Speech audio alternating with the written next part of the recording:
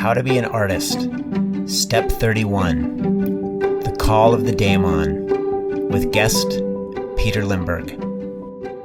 All right, Peter Limberg, welcome to How to Be an Artist. Thank you for having me. Cool. So I've little by little in bits and pieces have become like aware of your work. I first listened to a podcast with you, I think on both and talking about mimetic tribes. Found the Stoa last year and started listening to that stuff, and then realized like that was a project you had initiated and that you were the same. And I kind of made the connection. I'm like, oh, okay, that's interesting, and started reading some of your work on your journaling you've been doing and kind of discussions of the Stoa and the Daemon. So I really relate to a lot of what you're talking about as far as like the Daemon's concerned. And you talk about like the beauty path, which we'll have to get in and kind of explain and describe all this stuff. Mm-hmm. But I thought it might be a good place to start to talk about how you think about this concept of the Daemon, and maybe particularly how it led to like the inception of the Stoa and what that project is all about, which now it's been about a year. Just had the year birthday, death day of the Stoa. So maybe you want to start there. We can kind of go from there. Yeah, that sounds like a good starting point on an artist podcast. Talking about the Daemon or the Daimon, as some Daemon. Yeah, I've heard it people that way too. call it. Yeah. So I think it's a term I first heard. Oh yeah, this book is here, so that's pretty cool. I didn't plan this. Damien by Herman Hesse. Oh, cool. That's probably my favorite book of all time. Huh. That's the book I've read the most, and Wow. that was the where this idea of the daimon first appeared in my life, and then I was an undergrad in philosophy, and Socrates famously said he listens to his daemon, but his daemon tells him what not to do, not what to do. So there's a little difference between him and I. It's like a George Costanza thing there. Like, Yeah, yeah, maybe that's why he's so wise. I don't know. Um, and yeah, so Socrates famously had this idea of the interesting. daemon, and then of course the ancient Greeks they approached it from different angles, but this idea of eudaimonia, which a Mm. lot of modernists translate as happiness. But the way I hold it is like being eudaimonia, being in right relationship with the daimon. And the That's Stoics, kind of literally what it means, right? The Eudaimonia. Is that? yeah, it's Okay. I'm probably massaging it a little bit, but that's sort of Mm. what it gestures towards is being in right relationship with the daimon. And then the Stoics, they would argue that like in order to arrive at eudaimonia, you got to be virtuous. So I Mm. like this idea of because sometimes it might be wise to say no to the daemon. There's this kind of modern psychological term called dysdaimonia. So it's like being in wrong relationships, like this like creative madness that you create, and then you can go insane, like being an artistic genius type thing. But then you don't got your shit together in life. So it's like wrong relationship with the daemon. Interesting. Um, so I like that kind of distinction. So what is the daemon? Kind of you can approach it from various different perspectives. Just to speak as sort of a secularist in the moment, kind of materialist lens, is sort of like a quality of intuition that Mm. this is how I hold it. The quality of intuition that says, "Go here, do this," without any guarantee that it will be successful or it'll be good for you or anything like that. It's just this kind of sense that you got to go here, you got to do this, you got to create this. Um, and every time, all my cool kind of projects that were not situated in the kind of the normal like career machinations that I had in school and in my first working career, is they were all kind of had that energy, that demonic energy about it. And when I followed it and just created for its own sake, really, and then that's the kind of the thing, creating for its own sake. Usually something quite delicious emerged in my life, and it was an adventure and it was fun. And then when like fear got involved, or I try to like trying to control it and make it something that it's not, then it's like I broke up with this daemon, this kind of energy. The intuitive quality just vanished, uh, and that was helpful breaking up with the daemon, and then like getting back together with it and breaking up with it. And then the projects I used to have, like kind of private debate groups, writing projects, podcasts in the past, and then that kind of pattern happened. The daemon came and then broke up with it because I was afraid or trying to control it or whatever. And then it came back with the Stoa, this project that I created almost a year ago, or over a year ago, I should say. In March, was it 28th or something like that, or 21st, 2020, when the pandemic first came online. And yeah, and then I guess this is the best relationship I had with the Daemon, like for the longest time, because it's still here. That's uh, nice. Yeah, maybe yeah, a long-term commitment. yeah, we'll see, we'll see. And yeah, and the idea is I want to get in the right relationship with this thing. And I can talk more now about, if you like, about what the Stoa is and all that, but I'll pause there to see if Yeah, yeah, that's awesome. Thanks for taking a pause. I do want to hear more about the Stoa, so I just want to react to that a little bit. It's really cool because this is something I feel like I relate to a lot in my life, and it wasn't as clear to me at the time that this is what's happening, but in retrospect, I can really see it. In kind of two ways. I mean, first of all, I was raised LDS Mormon, and there's very much within that culture. There's this concept of like following the spirit as like a way that you go about making decisions. And it feels there's it's an intuitive process. There's specific preparations for it, which I'll have to ask you once we talk about the Stoa. I'm interested in talking about like preparations for receiving the daemon as you experience it. But yeah, there's preparations for receiving the spirit, and then there's feelings that you follow. And it's something I've since kind of left LDS Mormonism, but within the last few years, that concept has really come back strong to me, as far as this kind of like intuitive sense, and it's a very specific, like it has a very specific quality to it. The more I feel it, the more I pay attention to it. It has a specific like mercurial kind of energy to it. Um, but yeah, it's something I relate to, and I can see as I look at like the projects that I've done in my life, the stuff that's been like most generative and exciting has been where I've been like, okay, I have this sense, and I just need to follow this thing. Um, but then there's also this process of after a while you start following something and you can feel it kind of like getting stale, getting sclerotic, just kind of like restraining you, and it's like you can start you follow the daemon, but then the thing it brings you to at some point can kind of like you can get so tied up in that it makes you kind of lose touch with the daemon. Is that, I don't know if that's something you've kind of experienced as well. yeah, yeah, it's similar to the kind of breaking up experience that I described. Okay. Uh, and what came alive there, and this is sort of like speaking, allowing the spirit of truth to speak through me now, really. Hmm. Um, and yeah, I have a Christian background. I'm Orthodox Christian. I was baptized Okay. on the mother's side, Just like um, an Eastern, Eastern then Eastern Orthodox. Orthodox. Oh, cool. Yeah, yeah. And so similar languaging, because given the kind of the Christian background that you have, and Mormon background, like that spirit of truth thing, I really like that spirit of truth. Hmm. And like just to talk about truth, I think it's important. Like if you ask a lot of modern philosophers right now that are situated in academia, or a bunch of people who are would quote scientism, they talk about the correspondence theory of truth. Like when you say Hmm. what is truth, they use the correspondence theory of truth.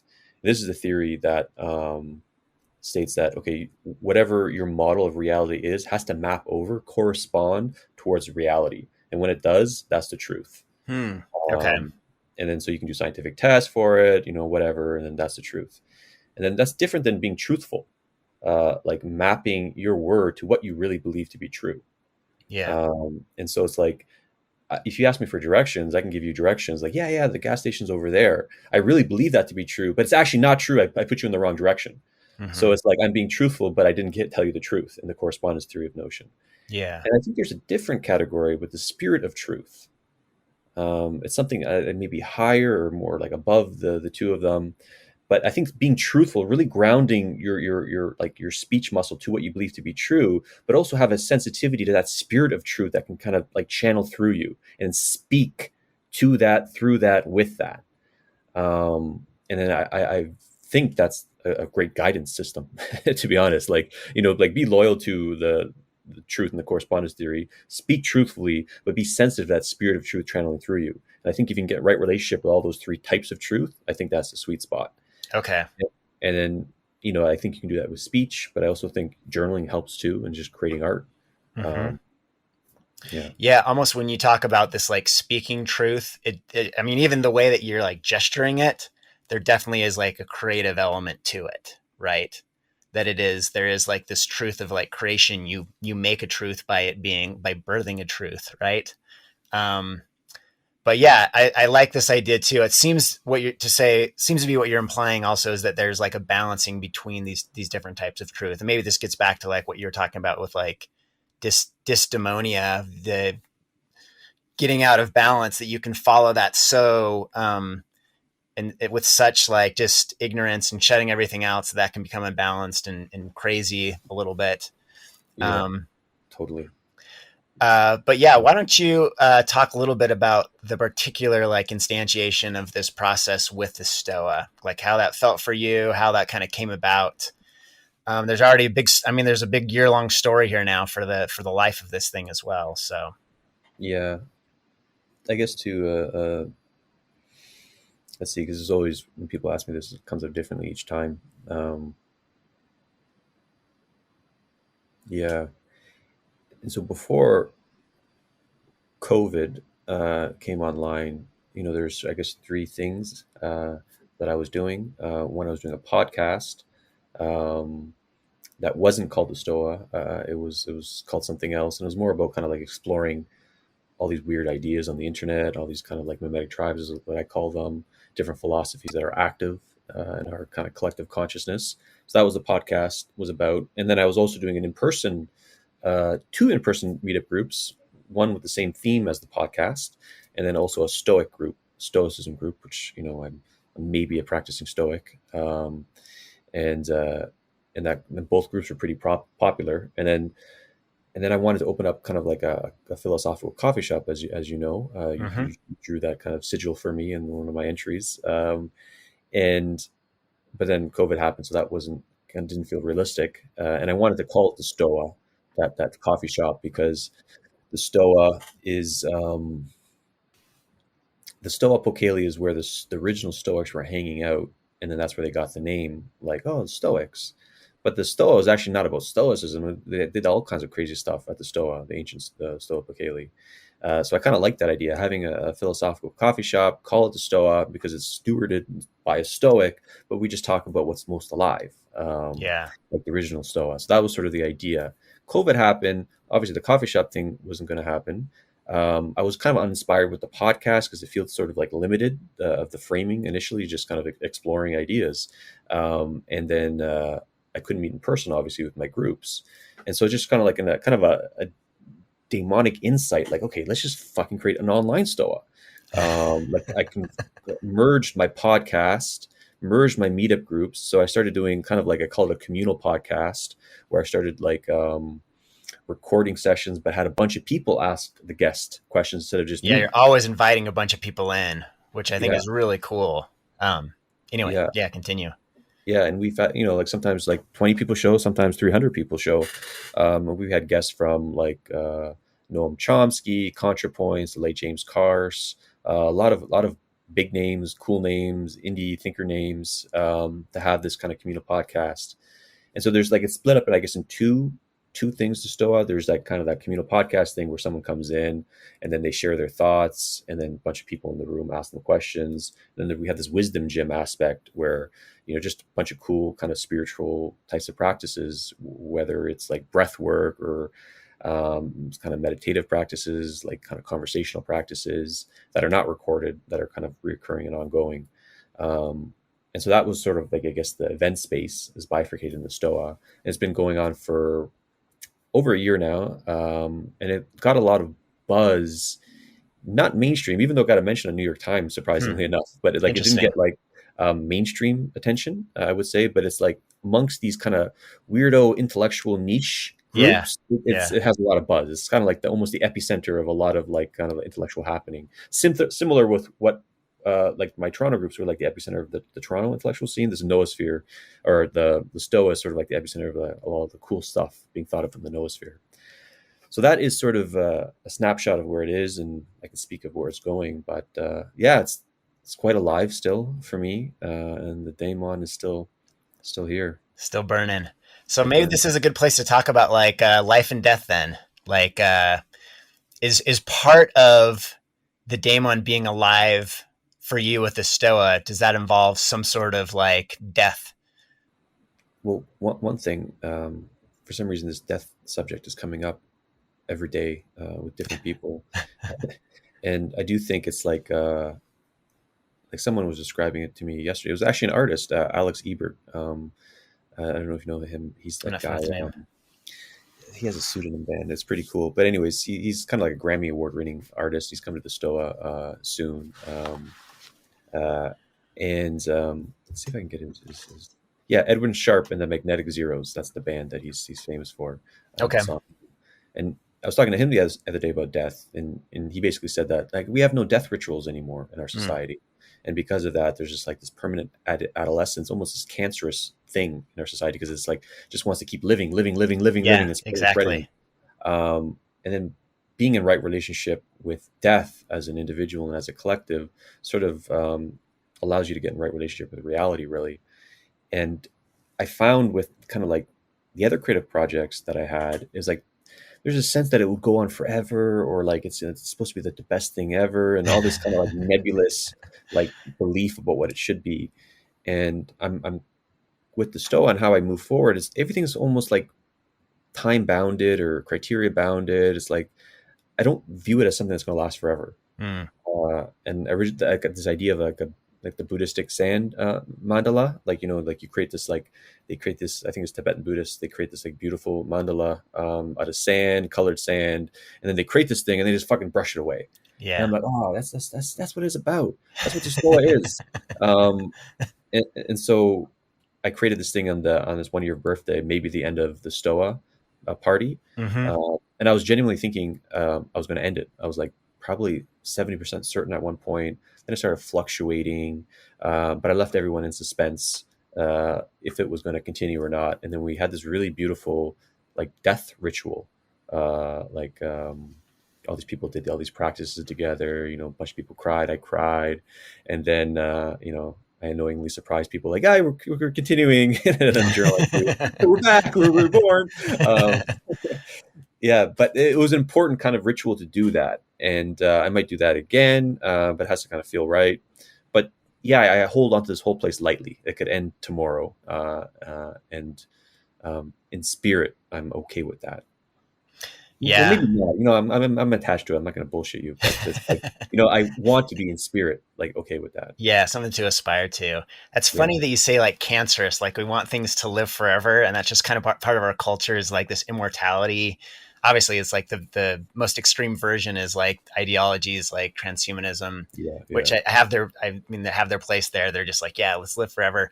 Um, but because I've been thinking a lot about lately about apoptosis, you know, that just in at every scale, like just how a lot of what's unbalanced in the world is because we don't have like apoptosis, you know, things Mm, just like grow and there isn't something to like program cell death, right? To so that new right, things can right. can emerge and grow. Which this is the last discussion I had. We were talking about that, but starting to realize how much that applies to like internally to myself, you know, for like the all the parts that I made up and how many things there are where I've held on to things far past their expiration date, you know. Mm, mm, And maybe that's why I have been connecting more to this idea of the daemon lately has been because I have been feeling more comfortable with like letting things go and letting things die. You know, in my particular case, it's been like letting art go. You know, I was very mm. focused on being a cartoonist for such a long time, and had this experience where I was like, oh, that doesn't need to be who I am. You know, as far as like identity, letting that die as Yeah, yeah, identity. yeah, yeah. I'm just finding once I did that, like all this creative energy coming up, and it's in different directions. It isn't as much towards drawing and comics and things like that, but it definitely feels. You talk about truth. It feels like, oh yeah, this is what I felt previously that led me into comics. Mm-hmm. Um, so maybe along those lines, I want to kind of go back to the Daemon and just investigate it a little bit more as far as how you think about it and maybe how we ought to cultivate it and keep it in balance.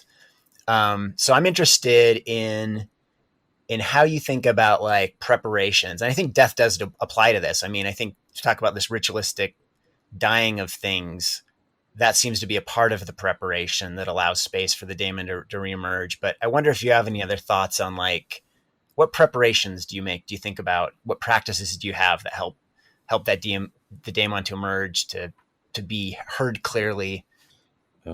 Drinking a lot of espresso based drink. That definitely helps for me. So that's part of my college practice. Um, yeah, it's like, and I want to be somewhat careful here because not to be prescriptive or anything like that, because I don't know how, like, I'm not even attached to this word daemon or daimon. First of all, Hmm. it's like I can kind of use different terms for it. So I'm attached to that too. And yeah, okay, using this word daemon is helpful Hmm. because it disidentifies it with me and my ego, um, because it's not coming from me; it's coming from another place. Even though you can say, "Oh, it's just coming from your intuition, Peter," or something like that, but just having that kind of move where you anthropomorphize or whatever, pomorphize something else that's beyond Yeah. you, and actually view that it is being channeled through you, even if that's not true. That sort of like has that detaching move, so I don't get too invested in it, whatever the creation ends up being. And then Sure. there's that a TED talk by that girl that did Eat, Pray, Love. She actually talked about this and made the case for it, and it was really, really good. Hmm. Um, and yeah, so I think that distancing move really helps in identity too. Like someone reached out to me. So part of the Stoa project, which I didn't mention, is that I journal every day. Hmm. And I started at the same time when COVID, or almost every day. I started at the same time when COVID came online. And I thought it was pretty cool. Like, okay, Marcus Aurelius, he journaled to himself. It's a Stoic practice, journaling to oneself.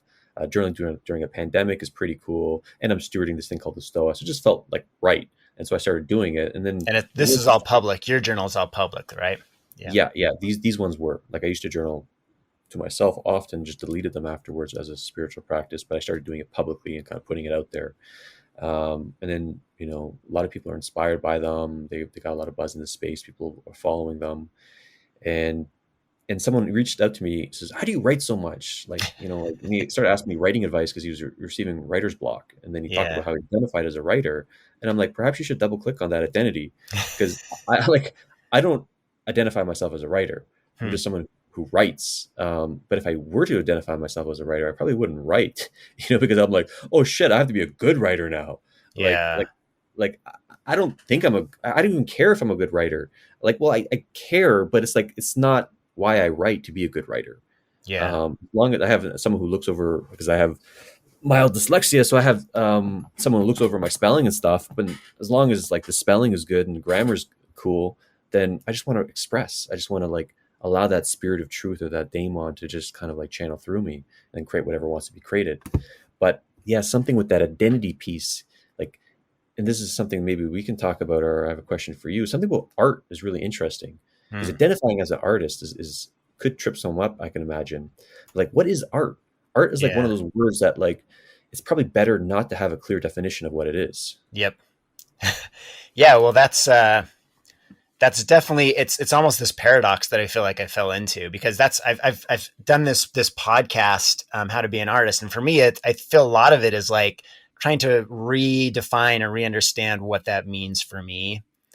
And it's because I had this other definition that was very much, I mean, when you really get into art, specifically the type of stuff I was doing, which I was kind of in this space of like comic books, but also like concept art, video game art, there's a very kind of like strict culture and it's very specific about like here's how you do it, right? There's specific ideas about like your work ethic and like how you study. Like you're just going to see a very specific way of approaching things. Like a lot of people are always talking about I'm always leveling up and just getting really good at, like, it's all about becoming constantly progressing in your skills as an artist, being constantly focused. So even though art potentially could be this thing that's undefinable, which is good in a sense to have it super broad.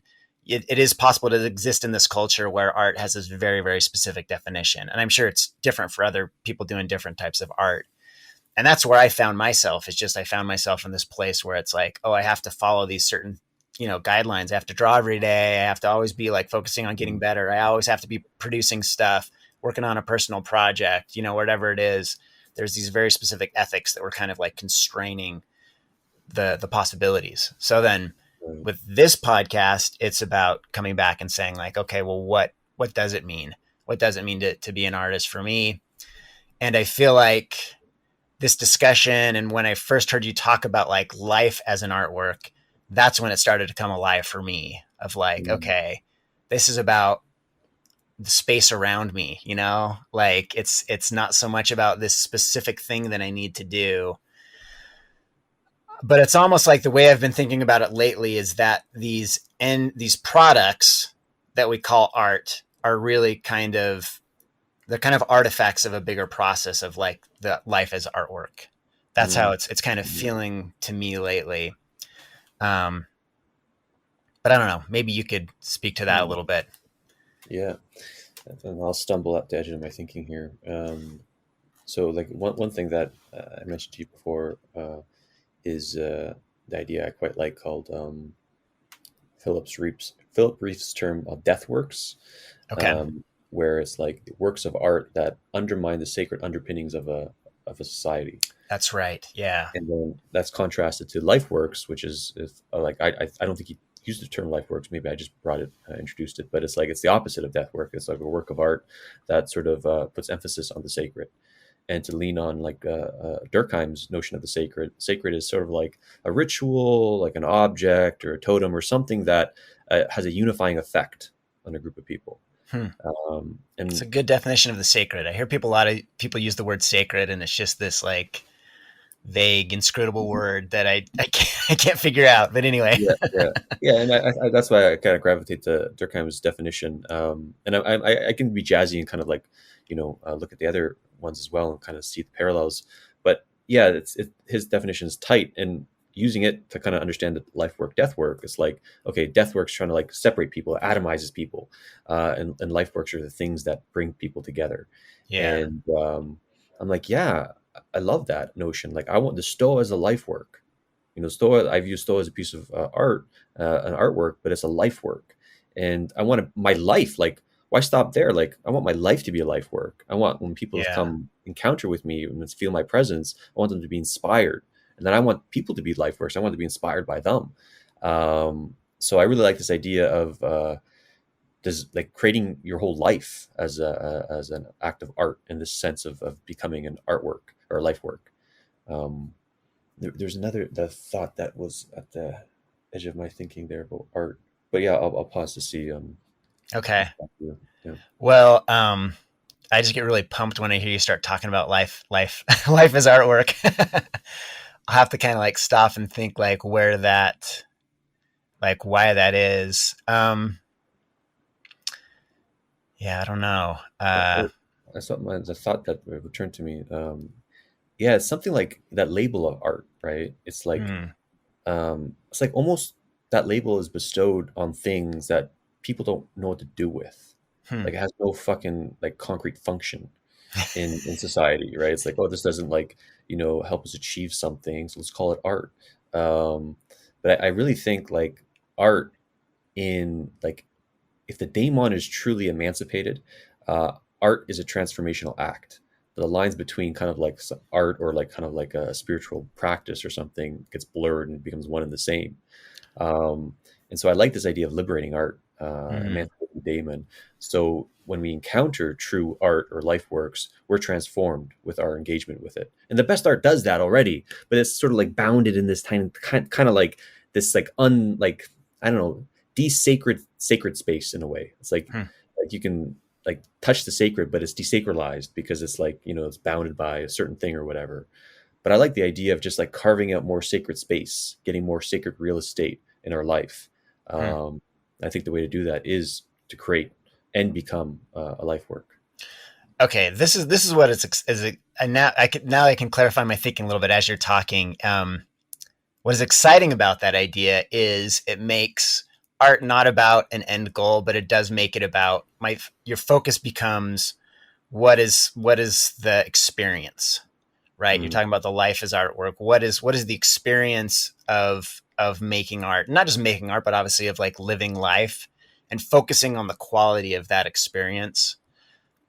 That feels like a much like healthier and like healthier on the broadest sense, like individually, but also like to society way to like approach the problem rather than like the end goal is creating some. And obviously, it's like there's this mechanistic idea of like I'm an artist and I'm outputting art.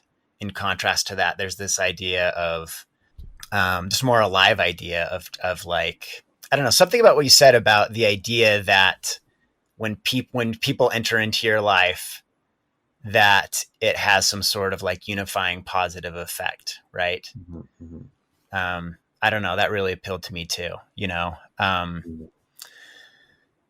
Yeah, I don't know. I've got a lot of partially formed thoughts going on here as I'm thinking through this stuff, but there's mhm, something mhm. that's very like alive about it to me, like very energizing about it to me. Yeah, Um, yeah. Like I guess what's here for me is kind of like art, and same thing with beauty. It doesn't need to justify itself. hmm, You know, it just is. It's worth doing for its own sake. It's worth being involved with for its own sake. And then when you try to like instrumentalize it, then you that's when you break up with the daemon.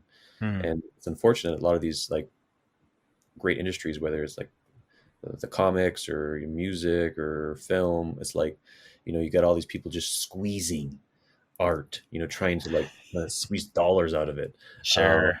and you know, and you can still imagine great, cool, great art, but it's kind of like a lot of the times it's contorted within that, you know, that framework of trying to make money out of it. Um, and this is to say that I don't think you can make money from art or whatever. I don't think that at all. But it's you can, but it's like if you're creating out of that pressure and you capitulate to that pressure, then I Hmm. think you know the Daemon's not fully there. Yeah, it's going to affect the form of things for sure. It's going to create some sort of like warping effect. Compromise. Um, yeah. How do you think then about like? I mean, we might have touched on this a little bit. Maybe this gets back to death, but so this whole idea of following the daemon and then kind of coming to a point where you're initiating some sort of project or some sort of act or practice, and then that practice becoming at some point kind of becoming stale, like we're saying. And I'm thinking now the good like a reference is like from the Bible, like pouring new wine into old bottles, right? You have some sort of thing that's just kind of becomes stale. It doesn't have like the life that it did before.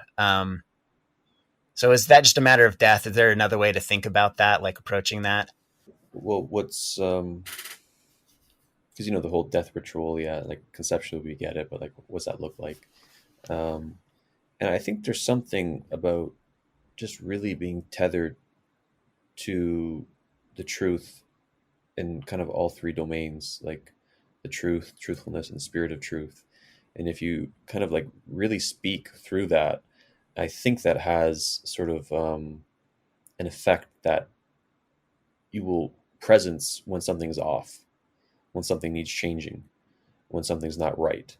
Um, and you know we can deceive ourselves. That's why it's really good to have like what Aristotle calls a virtue of friendships of virtue, so people can call you out of their shit if they sense that you're not on your game anymore, and then you're just kind of like, you know, operating out of fear. I think that's a lot of times when the daemon leaves us, is that when we build our life in response to ameliorate fear in not the right way. So like when we're not in right relationship with fear. um, Yeah.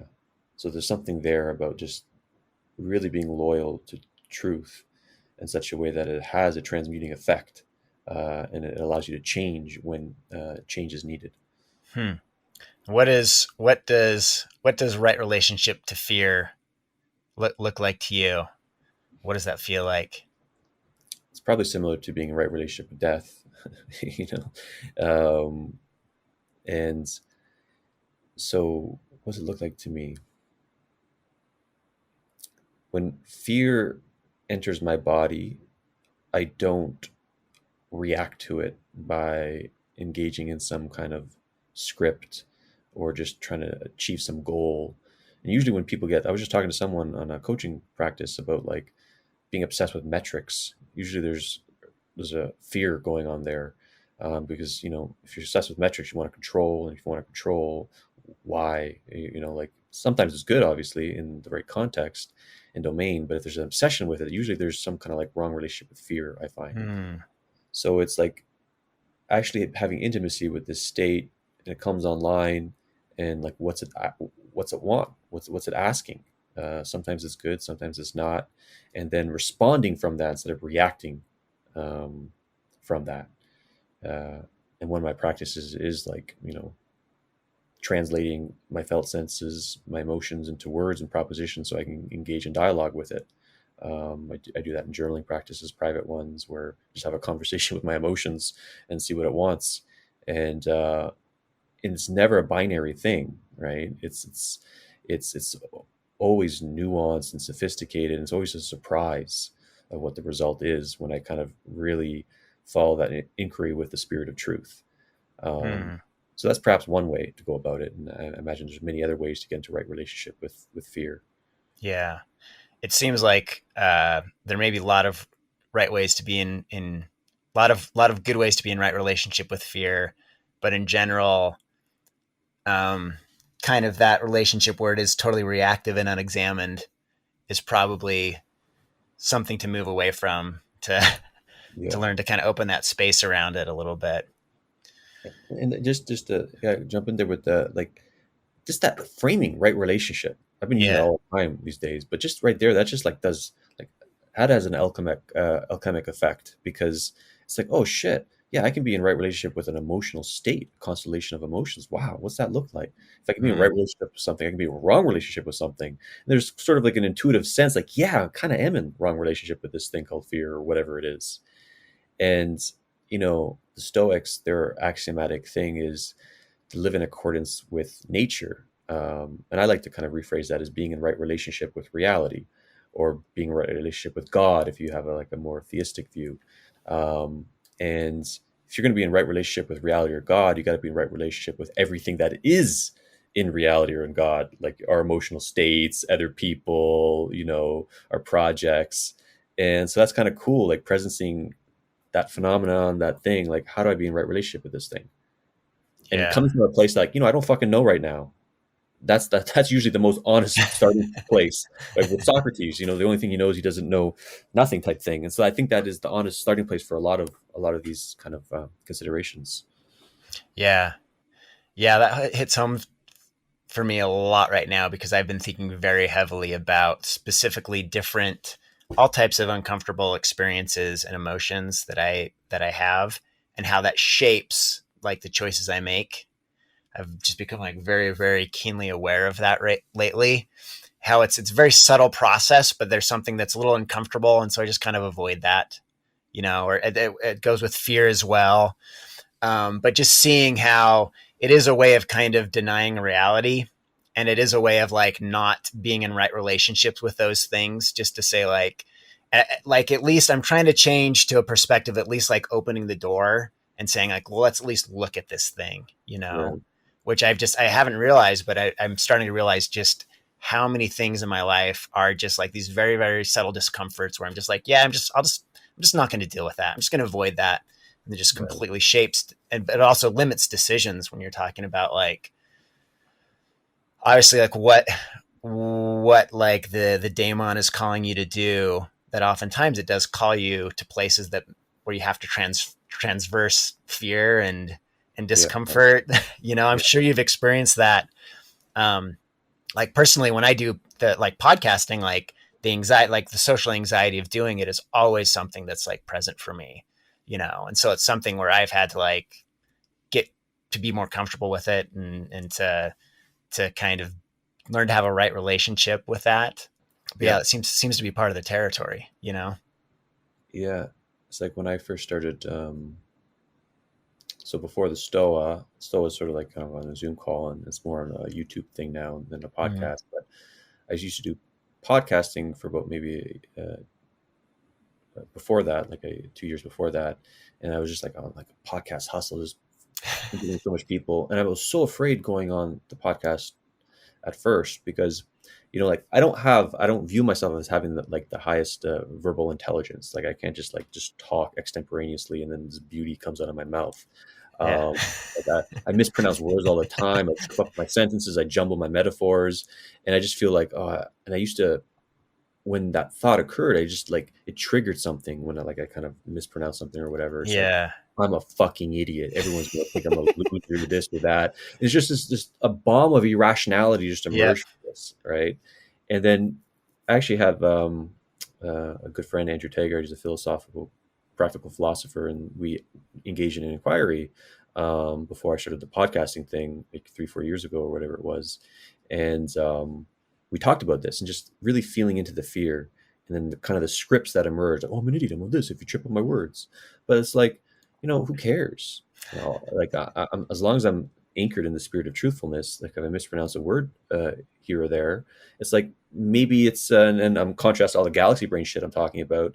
Well, maybe there's like like it makes it more welcoming. It's less Yeah. intimidating, Yeah. and so like just reframing it, like, oh yeah, that is kind of true. It's part of my shtick now, like mispronouncing shit if I do. Um, and so just kind of like that subtle reframe allowed me to do the podcasting, and now I'm not really afraid of it anymore. Um, but social anxiety comes up on different situations. If like a big name comes on, I'm like, okay, what's going on there? It doesn't Yeah, happen sure. often. Absolutely. Yeah. Like when Chomsky came on, or someone like that, is like my voice is a little bit like holding back the nervousness and all that stuff. So what's going on there? Uh, so yeah, just kind of like having that space, that sacred space where you can examine these things, so you don't have this unexamined binary fight or flight response occurring when an unpleasant emotional reality happens, or even a pleasant emotional reality happens. Yeah, that's something too. You can definitely get caught up in that too. I'm trying to decide where I want to go here. Um,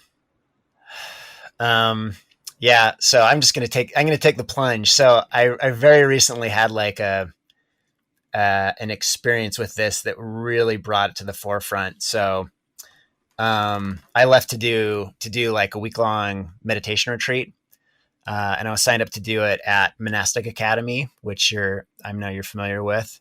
Cool. And I got there a couple days early. They recommend coming a couple days early just to like kind of get accustomed to things before you jump in. And which branch was this? Was this This was Vermont. Vermont? Yeah. Yeah. So, and I've just been very drawn to that place. I mean, I really like Soryu, and just the whole aesthetic of it is really compelling to me, and that the way that they're tying contemplative practice to place and community is really seems really powerful to me. So I went there, and this is going to be new for listeners. I haven't talked about this yet, but they have a really like limited sleep schedule there, even before retreat starts. So you're up at like Mm. 4:15 and doing like chanting, and then you're at bed around whatever 10, something like that. And I had a really rough time with it, and I was like getting like stomach issues and just like a lot of fear and like panic and anxiety. And here's something I've been looking forward to doing a long time. I've got a family, and so like getting away to do a meditation retreat with COVID and all, like it's really hard to arrange that with a family. And after being there for 3 days, I decided to go home before the retreat started. Like it Mm. was just, and this is pretty recent. This is within like the last couple of weeks. It was just like the intensity of the experience was too much for me. And so as I've been home, I've thought a lot about that, about like, here's all these like experiences I had that were unpleasant, uncomfortable experiences, and they were pretty intense. And so I probably made the right choice coming home and not freaking out halfway through a treat, Hmm. but Hmm. it has really brought to light, um, like my limits. And then it has to do with limits of like what I'm comfortable with, what I'm not comfortable with. Right. Hmm. Because I'm pretty sure like physically I was okay. I would have been okay if I stayed there. But there's all this category of emotional things that limited me from like the aspirations that I had. I'm not sure the reason I share that, but it feels like Hmm. Hmm. feels kind of apropos to the discussion. Is Um, there like was there any shame that you had that emerged by like, oh fuck, how come I didn't push through and do the whole week? Like, is there like emotions that emerged after the fact? there might be some shame. I'm sure there's a little bit of it, but that wasn't the most intense. The most intense thing was like disappointment of like, Mm-hmm. here's something that I wanted and that I'm have to put off, or I'm not going to be able to experience. Because I definitely felt like, you talk about the Daemon, I felt like I was really drawn to do this from that place of just like this pure aspiration of like, I'm really drawn to maple for whatever reason. And even the experience probably was helpful in that regard, to be like, okay, this is what this is about. And running right up against the difficulty of it was probably, there's utility in that. But mostly the most powerful thing I felt was like the disappointment, was like Mm-hmm. disappointment in not being able to access something I was interested in engaging in. So Yeah, yeah, yeah. That makes sense. Because it's with these, like, I love the people in Monastic Academy. Like, I'm friends with a bunch of them. I've had conversations with Shoryu before, and but I'm not into the Buddhistic stuff, so I'm not really called to go into it. But mhm. it's like it is intense, right? Because if you do something like that, you can't just, it's not like something that you can instrumentalize like you talked about with your artistic career before. It's like, oh, I'm just going to get better. I'm going to get upgrade. I'm going to level up. like, no, you could like have a radical transformation. You could lose your mind. Right. Yeah. And I think that's the fear a lot of people have when they try to do these transformational things, is that you can go crazy, you can go insane. Hmm. Um, and uh, I've done like, some stuff before. I've taken some stuff and then I just totally lost my mind. You like And psychedelics or something? yeah, I didn't even know what it was. It was just some kind of stuff. And then I've lost my mind before, where it's just felt like I visited hell, and Mm, like demons like visited me, not just the Daemon. And yeah. and then I self-harmed because I wasn't the right thing, and I had intrusive thoughts of harming others. And I've documented a lot of this before, and I'm like, fuck, man, I don't want to fuck around with this sort of like transformational tech, whether it's psychedelics or like retreats, because if you tinker with that area and you don't have a really firm culture of practices, then dangerous stuff could happen. Your whole life could turn upside down. Yeah. And like, yeah, so that's something that came up when you described your story. I don't know if you felt similar things like that, but No, yeah. I did have kind of a reaction like that the other day. I was triggered by, I was thinking about this story where I was doing a hot yoga at one time, and some guys, we're like changing in the changing room. One of the guy like mentions like, yeah, I've been dealing with depression. And then like another guy just jumped in and like, oh, you should smoke marijuana, you know? And it just kind of made me think about like, a lot of these things we're thinking about, whether it's substances like marijuana or psychedelics or even like meditation. It's just like, a lot of times we see them as these like these palliatives that are just gonna Mm, cure mm, everything, mm, right? mm, But I do think you make a good point that like this. So this is the kind of conclusion I came to, is that we have a lot of these mind states we don't like, whether it's depression or anxiety or whatever. And so we do these things to kind of as interventions, meditation, psychedelics. And I think part of what we don't realize is that even though there's things we don't like about those mind states, that they are built, they're conditioned on like protecting us. Like they're these protective states in a certain way. And so it's like, you want to peel away that protective layer, like yeah, then you're gonna have to deal with like that exposure and learning a new way of kind of like responding to that distress is like a process, and it can be really really, obviously you can go crazy if you do too fast too hard, right, as you've mhm, kind of mhm. mentioned. And I think it's like kind of like, sometimes I think Tim Ferriss was talking something like this. Is like uh, someone has a problem and it's like, oh my god, I had to like reinvent my whole philosophy of the way of life. I have to meditate in this, but like, yeah, maybe you should just like eat a little bit healthier, or just like wake up a little early. Maybe that's all is needed for your kind of particular issue, right? And Yeah. so having kind of discernment to know when it's like a real philosophical existential issue that needs to be addressed, or when it's just a real practical concern that needs a tweak, I think Yeah. is pretty good. And at the edge of my thinking is sort of looking at things as spiritual units. Like, the idea of getting sovereignty is perhaps different than what Jung talks about individuation, which is different than this thing of communitas that a lot of people talk about, which is different than awakening. And it's like, okay, which one are you aiming for? Like, maybe you just need to be a Hmm. little more sovereign. You don't need to like gun for awakening right now. Um, and so having a sensitivity of what you're doing, what's in service to, and sort of the ecology of practices that are in service to that unit or whatever. I think it's quite Yeah. sophistication of, and that's why this is really cool. This space in the Stoa, this meta modern space where we can zoom out, look at all these different spiritual traditions and practices and stuff, and try to make sense of it. And maybe what is the wisest order of operation for an individual or group of people, and it might be different. Uh, I really like that. That's actually talking about like different. What did you call them? Different like awakening and communitas and sovereignty. They're kind of different.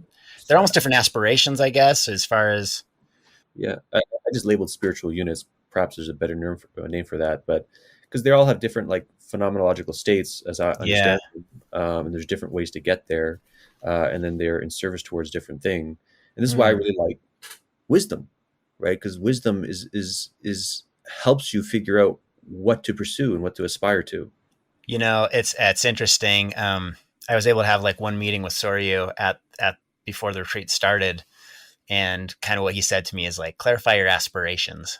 So I think that maybe gets to a lot of at the end of the day, it was probably wise that I went home because I think I wasn't continuing the distress I was going through. I probably wasn't ready for things at that time.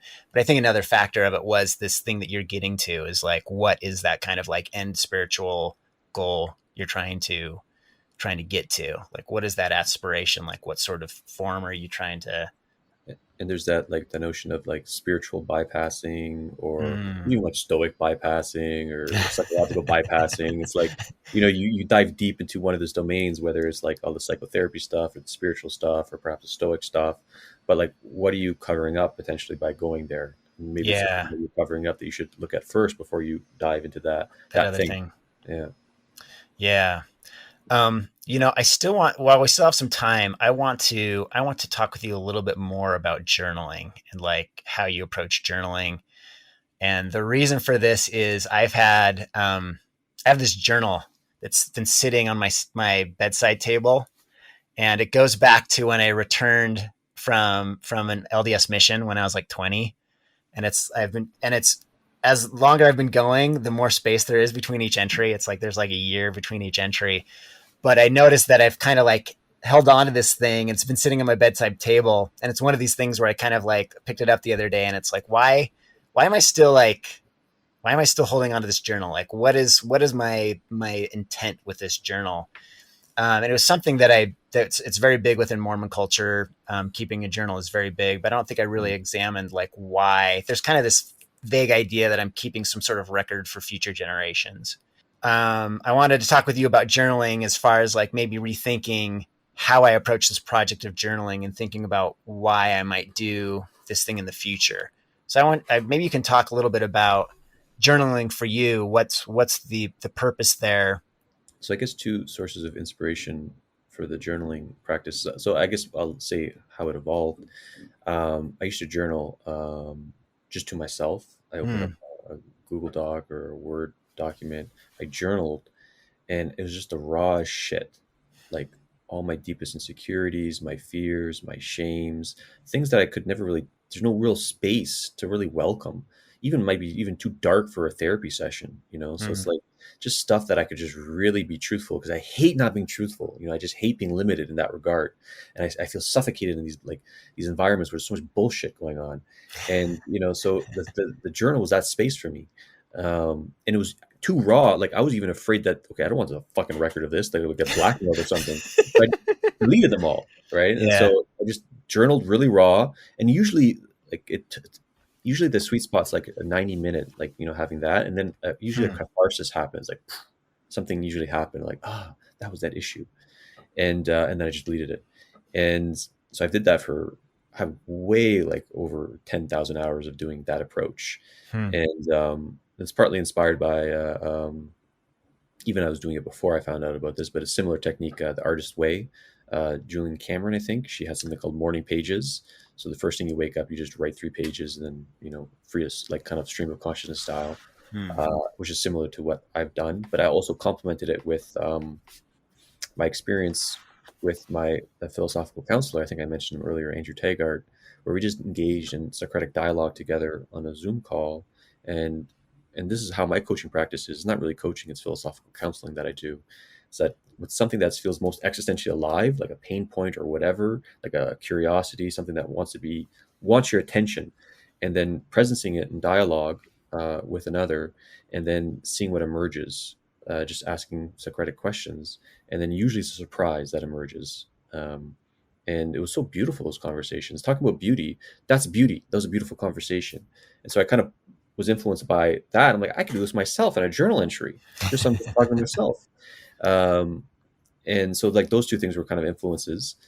And the idea there is sort of like, and I also view it as a space to reprogram my own code in a way, Hmm. safe, Hmm. slow way to reprogram my own code, where I can just figure things out. That's what I've been doing for years. And sometimes, and I still do private journals where I delete them. But then when COVID came online, I started doing publicly, and it was interesting because I wanted to make them beautiful for others.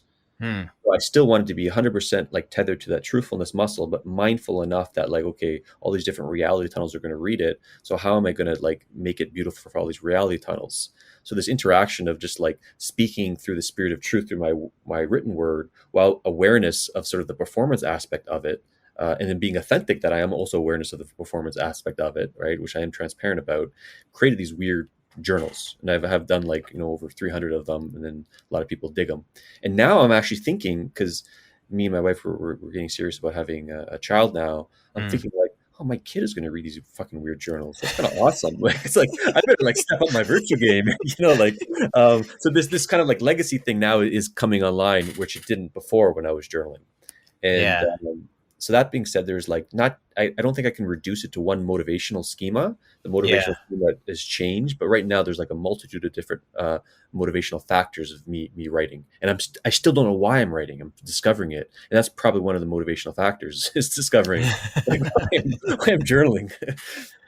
Yeah. Oh, that's really cool. That gives me a lot of ideas. So there is this sense of trying to recreate this kind of Socratic dialogue type of thing, but with yourself. Okay. Right, How right. does that, like, the mechanism of that is? I mean, are you kind of asking yourself questions in your mind, and then that's prompting what you write, or is it actually within the writing that there is a dialogue with yourself? Are you recording the dialogue within the writing in a certain, because there's going to be some sort of back and forth, right? Yeah, yeah. And then So an idea of discovery. There's a discovery there as well in the process. Is that? before I answer that directly, there's this thing that came up that it's pretty cool, like the word authentic. Mm, It's like it's the one I think people describe it as authoring one's life. You're mm, authentic when you're authoring your own life. And so like literally I'm like authoring my life with these journals. Like I'm discovering myself, reprogramming. So I yeah. love that kind of that notion of it as well. And yeah, it kind of shows up differently, like in the more private entries. Sometimes I just get really logical and I just have a question, and then I just premises, premise, conclusion. So I just get real logical geeky sometimes. Sometimes I lean on sort of like a Carl Rogers, like active imagination, where I presence an emotion and then I let it speak. And then it's Mm. almost like a play, a dialogue, and then I respond to it, and then it responds, and just kind of like work it out. Like, what the fuck do you want, brah? Like, like why are you here? And then usually like surprising things emerge. Um, and my public journals, there's like a performance element, so they have a they're all different too. It's kind of cool. I haven't really figured out a taxonomy of like a consistency, but sometimes it's like I'm working out a challenge, and then I am reasoning, but in a kind of like a playful, artistic way. And then oftentimes I get like an insight, a small insight at the end of the journal. So like yesterday's journal, I was a connoisseur of resistance, which is Hmm. related to art, like Steve Pressfield's notion of the Oh resistance, yeah, absolutely. right? And just kind of like presencing that, it's like this is the whole thing, like how to get into right relationship with resistance. Yeah, it's probably not a binary response that's needed. You probably need a nuanced response. So you need to be a connoisseur, get all the different tastes of resistance, Oh yeah. and build intimacy with it, and then knowing when to listen to it. Like maybe this is not the project for me right now. Maybe there's something deep wisdom behind this resistance, or maybe it's just like some limited script or fear that's getting in the way that I have to get into right relationship. So like getting into right relationship with this thing called resistance in the Steve Pressfield sense is like a portal to really getting to right relationship with a lot of other things. And so that just like that framing, it was a brief entry, but that framing is like, something clicked for me. So I worked something out publicly in that way. That's very cool. Yeah, I like the idea of the performative aspect of it as well. Is pretty compelling. Um, but yeah, this gets to a couple things that I think are very interesting, and that I'm finding with my own writing that I've been doing lately. And I know Jordan Peterson has spoken to this, and you've have experience with him. But the idea of, first of all, that writing is really how you figure out what, like, thoughts get formed, period, by writing. Like, you think you have opinions until you write, and then actual thinking forms as you write. It's a way of thinking, you know. But this idea of you talk about being authentic and authoring, I really love too. That this idea that authenticity is not necessarily about discovering something interior, but it is a creation. Like, you Yeah. talk about, like, identity, and there's identities that are limiting. All identities are a creation in some way or form. And it's not so much, I mean, obviously, a lot of ways people think about, like, Buddhism is like you're making the self dissolve. But the other way to think about it is to, like, be like, okay, you're just kind of taking ownership of, like, creating a self that is serves some sort of end, some sort of, like beneficial, Yeah. loving Yeah. end, right? This kind of, like, authoring of a self. And I kind of like this idea that journaling can be this process of, like, authoring a self that's like a generative self, I guess, Yeah. you Yeah. know? Yeah. It's kind of like what's coming up for some reason is C. Wright Mills' notion of the marketing mentality, which is kind of related to a lot of stuff that we talked about. And it's basically like in late stage capitalism, it's like we instrumentalize other people, Mm-hmm. uh, but we also turn ourselves into an instrument so others can instrumentalize us. Uh, Like branding yourself. yeah, yeah, or whatever, right? It's like it says like, but it's always in service towards something like a goal, like make more money or this or that. Yeah. Yeah.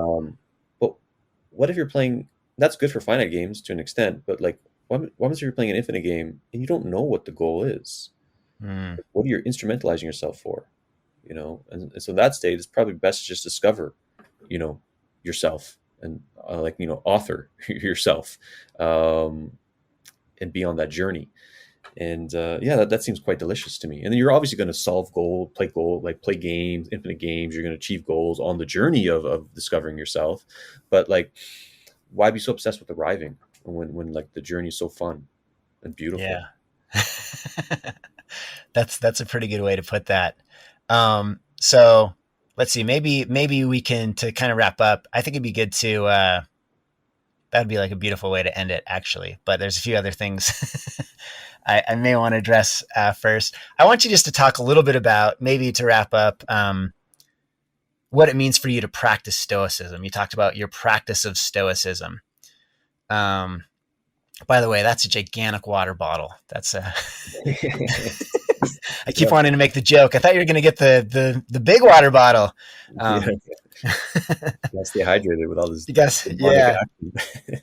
Um, so what does practicing Stoicism look like? Maybe you can describe that, and then maybe talk a little bit about like the coaching, or you call it philosophical counseling, Mhm. to finish up. And those, I'm guessing, those will probably be related in some way. Yeah, yeah. So I'm not too attached to being a stoic. And I was actually like talking about Soryu. I had a call with him last year, probably this time last year, and he was actually help. I was going through all this spiritual crisis. I was kind of going crazy, like falling into Daemon a little bit too much, and actually seeked his advice about what I was Interesting. going through. Um, and I felt kind of a kinship there with him because I'm using Stoicism like in a way that I'm not really attached to it.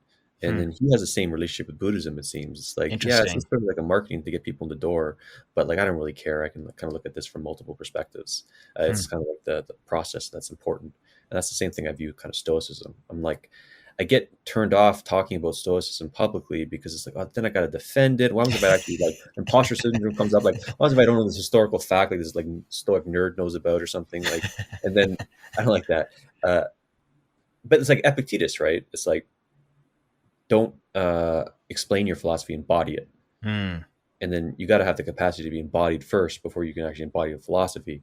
And so that's the heart of a lot of Stoicism to me, is sort of like kind of embodying my philosophy.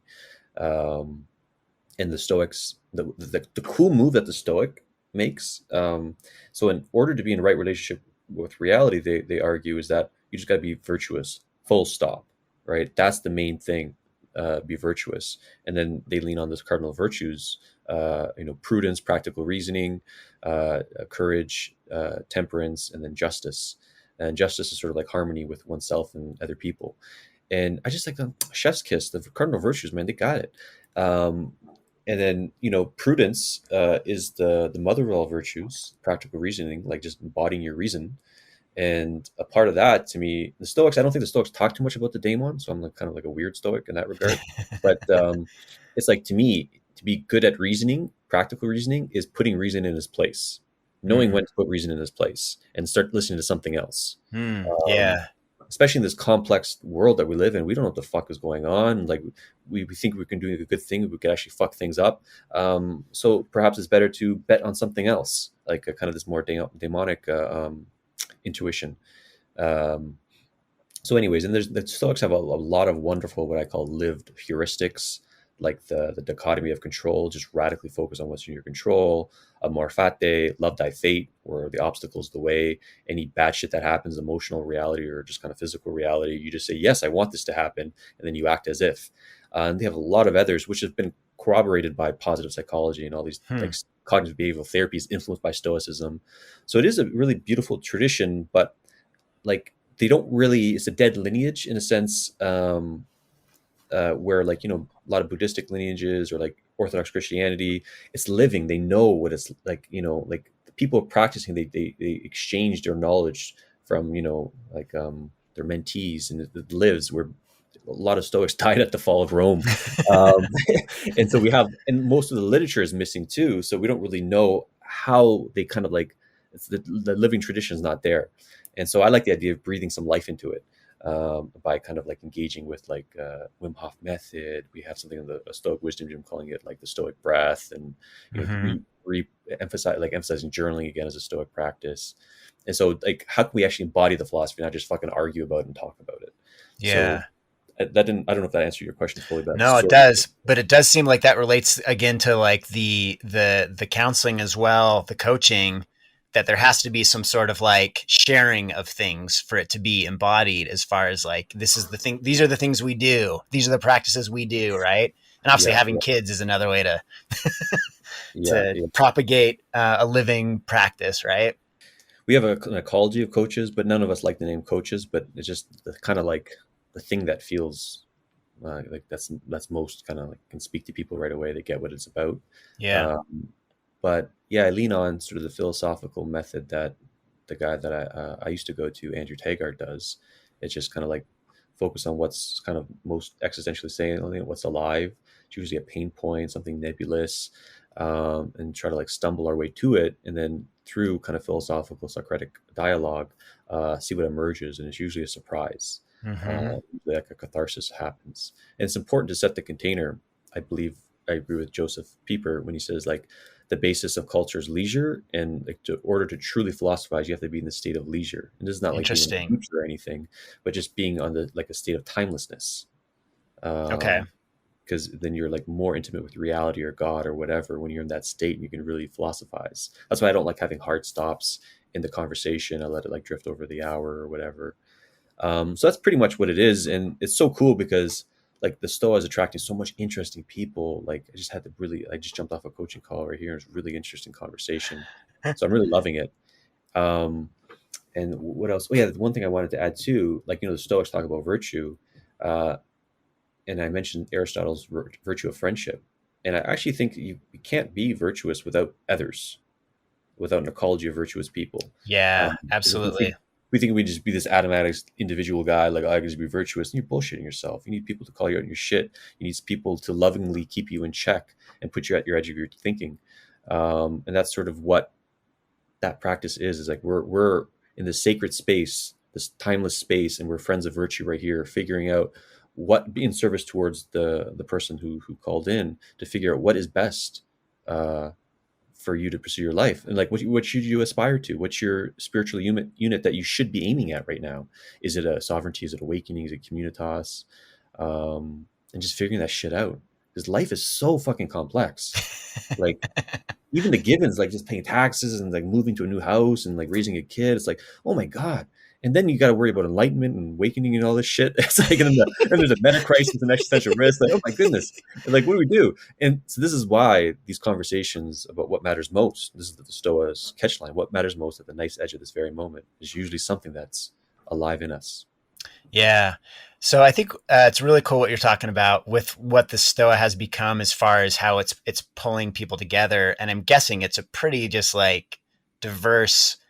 I mean, the topics you cover on Stoa are just like all over the place. I mean, a certain way you are kind of trying to cover the mimetic landscape with what you are Right. doing on the Stoa.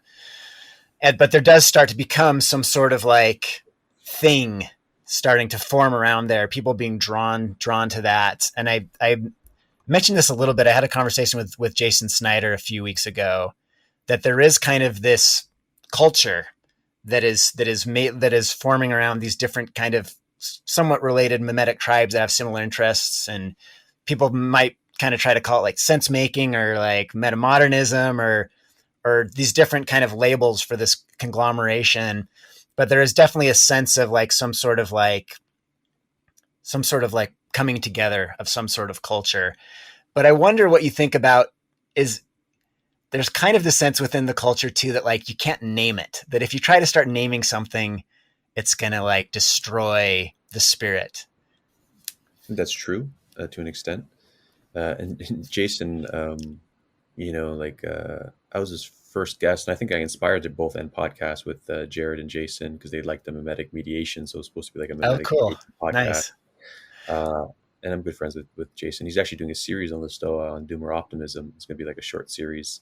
Awesome. I think I saw the first one of that. So yeah. Yeah. He's really cool, and he's sort of like he's dunking on like the sense making web people or the metamodern people because it's like because he's doing practical shit. He's like homesteading and all this type of stuff, and he's showing off on Twitter on it, making me jealous. And so he's like kind of really getting into that world and getting more realistic. But there's I do think there is a movement between like having what I would call like a meta tribe, where these people that are like, whatever you want to call them, the Keegan 5 stage, or just like feeling that like, they can see all these different perspectives, not buying into any one of them, but they're like, kind of like, we've got to sense make the complexity of our world right now. And so there's just a state of like, I don't know, starting from that point of like, I don't know what the fuck's going on. And they see all these people that are really certain, trying to gaslight us with their worldviews, and they're like, hold up, buying into it. And so whatever that space is, the metamodern space, game B space, sense making web space, they all have that post rationalist space. They all have that kind of that essence that I just described. But there is another movement that Jason is really doing well. And if the Stoa goes into the coffee shop route, and future thinkers, they're having a smart village, and the monastic academy, obviously, it's just like localizing, having a kinetic drive. And I do think both are needed in this kind of like game in between, the state of transition, is we're having this meta tribe where, you and I could talk about this stuff, we're all connected, geeking out about this thing, but like, and being informed to how to bring it on the ground level. Mm-hmm. It's almost like there's this cloud of possibility, but then you kind of these like avatars of like real pragmatic, and they can all be diverse. Actually, Soryu kind of spoke to this, I think, in his discussion with you, that's how the world used to be. There was all these different worldviews that are all existing all across the world, figuring out things in their own way. Yeah. And the difference is now we have the opportunity to have these separate, different, pragmatic, functioning tribes, but we can all be connected. And because this gets to like the cosmolocalism idea, right? Of just like connection, but some sort of like localism going on. Yeah, totally. And it's sort of like, the 3-part epistemics, which I've been thinking a lot about because I designed this course with Rebel Wisdom we call Becoming a Live Player. And then like third person epistemics is like truth, like formal logic, formal science, like just determining what is true, the correspondence theory of truth that I mentioned before. Yeah. And then second person epistemics is like, so that's objective truth, third person. Second person epistemic is intersubjective truth. Like what's the other person's reality tunnel? What do they actually believe to be true? Hmm. It's like without filtering it through your own, but just on their own terms, what it is. And then first person epistemic is like know thyself, like, what is your Yeah. personal, that's like the embodiment stuff. Mm-hmm. And I think the sense making web, if we can use that term, they're like really sensitive to the second person epistemics, the intersubjective thing with the recognition. This is why like a lot of people had a meta boner over my culture war mimetic tribe white paper, is because like they saw that spreadsheet of all these mimetic tribes, like what, right? Like yeah, uh, but that's kind of like going meta and then seeing all these people who are so certain in third person epistemics, like we got the truth. They're trying to argue for it and gaslight it and going to culture war by it. But then like, how do we even measure all this? How do we even know all this stuff? Like just like it's so above my pay grade, all these issues that take a lifetime to learn and people are talking Absolutely. about with such certainty. But what we can do is just really kind of grok what people argue, what people actually believe to be true, and to see all these reality tunnels on their own term, and then perhaps start making sense from that. So that's the movement that I think this space is doing, that no other space is doing, is really getting sensitive to all these different worldviews that are coexisting right now. Yeah, I like the idea of the three different types of epistemics. I mean, personally, I have been very much more focused on the kind of first person, which feels to me like a good place to start if you feel like really confused and screwed up, to start with like, what Yeah, do I know about my actual experience, right? yeah, So that's cool to know that other people actually have thought it through better than I have. um, but yeah, then the idea of like the intersubjective, like relating to other people, I guess kind of virtue kind of goes in that space too, right? Is that also kind of like morality and how we treat other people? and then like I think maybe this I can this away unless you have another question, but this is perhaps a good way to close like that. Sure.